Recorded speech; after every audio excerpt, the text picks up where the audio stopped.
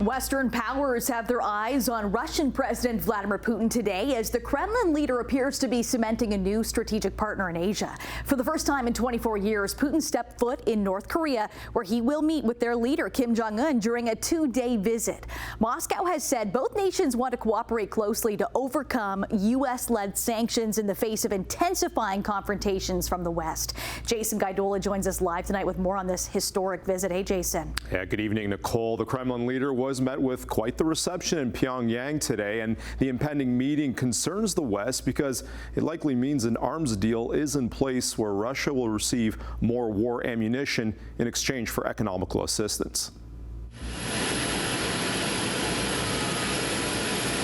Russian President Vladimir Putin made his way onto the airport tarmac in Pyongyang for the first time in 24 years, greeted by North Korea's Kim Jong Un. Our security is not regional, it's global. What happens in Europe matters for Asia, and what happens in Asia matters for us, and this is clearly demonstrated.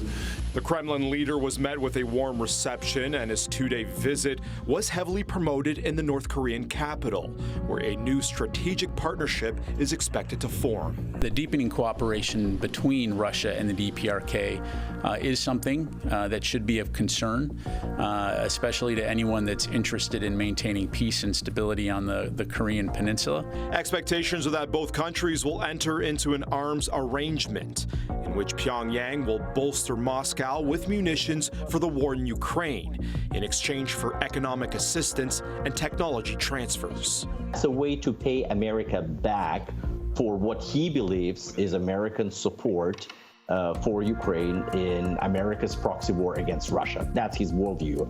And this sheer amount of capabilities, for example, if Russia helps North Korea to develop missiles that can strike not only Guam, but the mainland territory of the U.S., that's pretty scary, and the U.S. needs to develop tools to address that threat.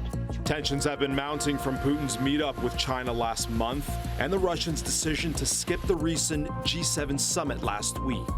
First, he should accept the invitation. I think he made a mistake not being here.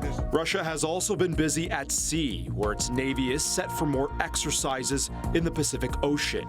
Yesterday, another one of its fleets, which included a nuclear submarine, departed Cuba with a Canadian vessel nearby.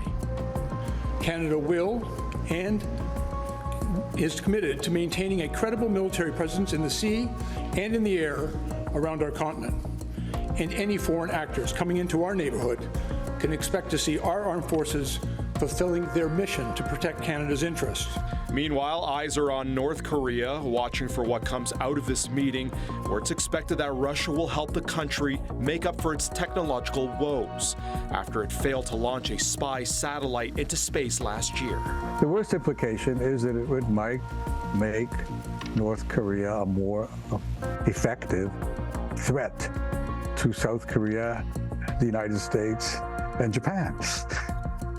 If the Russians were to transfer technology which would make their threat more credible, their latest rocket test failed. But clearly Russia has that technology in spades. Now, once Vladimir Putin's trip is wrapped up in North Korea, his next stop is slated to be Vietnam, another communist state and longtime ally. Both countries are expected to discuss a number of issues, including trade.